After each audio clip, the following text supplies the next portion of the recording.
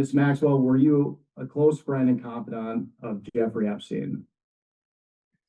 I would like to answer your question, but on the advice of counsel, I respectfully decline to answer this question and any related questions. My habeas petition is pending in the Southern District of New York. I therefore invoke my right to silence under the Fifth Amendment to the U.S. Constitution. Let the record reflect that Ms. Maxwell has invoked the Fifth Amendment against self-incrimination. Ms. Maxwell, is it your intention to answer every question put to you by the committee today with the assertion of your Fifth Amendment right against self-incrimination? I invoke my Fifth Amendment right to silence. The answer to that is yes also. So just as her lawyer, I'll tell you, yes, that's her intention. As expected, Ghislaine Maxwell took the Fifth and refused to answer any questions. This is obviously very disappointing. We had many questions to ask about the crimes she and Epstein committed, as well as questions about potential co-conspirators. We sincerely want to get to the truth of the American people and justice for the survivors. That's what this investigation is about. Just to be clear, what her attorney said, Maxwell didn't say, her attorney said that she would answer questions if she were granted clemency by the President Trump. Well, the king has to answer what he knew about Andrew. And just stripping Andrew of a title is not enough. I mean, Andrew needs to come before our committee and start answering questions. I mean, look, if you have allegations of raping a young girl, I don't think the appropriate punishment is you no longer get to be a prince. There's got to be more than that.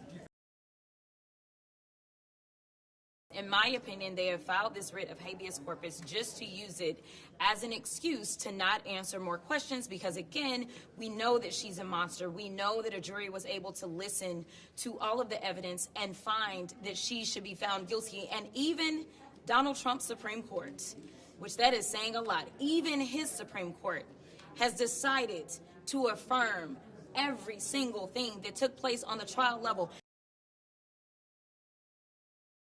We will not be deterred. We will not be distracted. We know who it is that needs to be held accountable, and we will go in and we will make sure that we continue to dig. This will not stop us because his co-conspirator decided that she was going to try to play games with us this morning.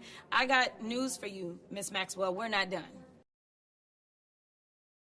Ghislaine Maxwell, the former girlfriend and accomplice of Jeffrey Epstein, pleading the Fifth today before a House Oversight Committee.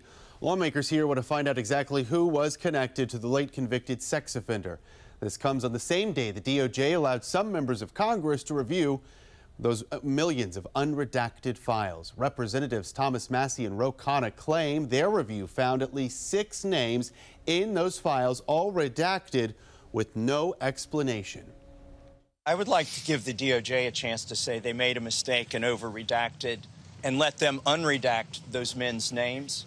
That would probably be the best way to do it.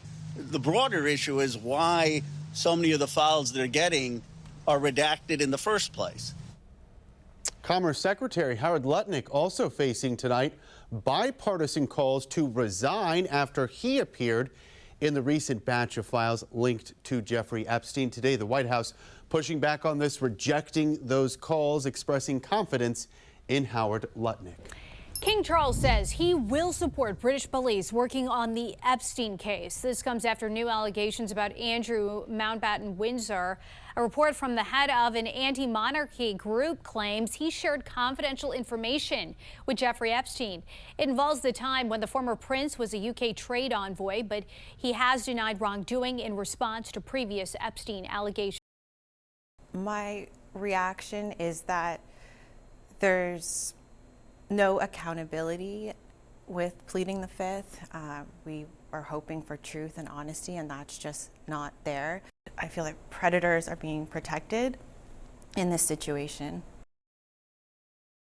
I think it is important for, including Megabase, but the general public, to figure out if there were other potential collaborators with Jeffrey Epstein and Ghislaine Maxwell, and I think that's worth litigating. But I think also, to your point, this is fundamentally a bureaucracy at the end of the day, and there's millions of documents. It's going to take some time, and I think honestly, at the end of the day, Trump doesn't want this to be the sole focus because there's so many other domestic priorities that he's still trying to achieve. And frankly, this is taking up a lot of headspace. And if, in no a way, more headspace than in the victims' heads. It's the Justice no Department. more headspace than those poor women and girls will have to live with for the rest of their lives. Yeah, who cares what Trump wants? The Justice Department should do their job and protect these victims. There are victims here. They're not doing their job. Trump shouldn't be leading this and determining what comes out and what doesn't. The Justice Department should be acting independently to find out who molested these girls and bringing them to justice. I mean, to be clear, this is the problem. This is the problem with to the way release certain documents. He shouldn't be saying anything. He shouldn't have anything to do with this. He doesn't have anything directly to do with it to that point. I mean,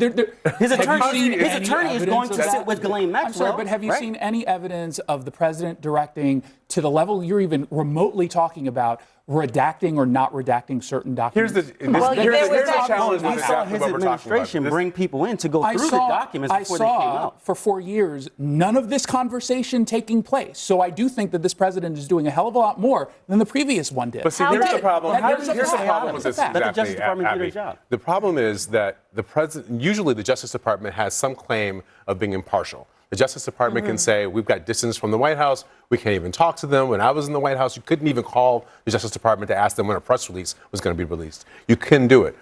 But now the president has inserted himself so often into the DOJ operations, it's hard to know where the line is for him and when he's directing things and when he's not, because he personally has injected himself into it. Even if it's not him personally, I mean, there are many people even in his administration whose names have come up in these files. One of them is Howard Lutnick, the Commerce Secretary. He had said at one point that he cut off ties with Jeffrey Epstein. Then the emails showed that that wasn't quite true. Here's what Thomas Massie says should happen to Lutnick. What questions do you have about Lutnick's ties to Epstein, and should he come before Congress and testify? No, he should just resign. I mean, there are 3 people in Great Britain that have resigned in politics. The ambassador from Great Britain to the United States, the prince lost his title for less than what we've seen Howard Lutnick lie about. Look, Howard Lutnick clearly went to the island, if we believe what's in these files. He was in business with Jeffrey Epstein, and this was many years after Jeffrey Epstein was convicted, lightly sentenced, but was convicted for sexual crimes. So he's got a lot to answer for, but really he should make life easier on the president, frankly, and just resign. If this were Great Britain, he'd already be gone. Is that fair, Jason? I think the criticism is fair, for sure. And I do actually think that Howard Lutnick should answer to some of the conversations he had and when he had them and why he said. But I don't think he should resign based on the details we have at this point.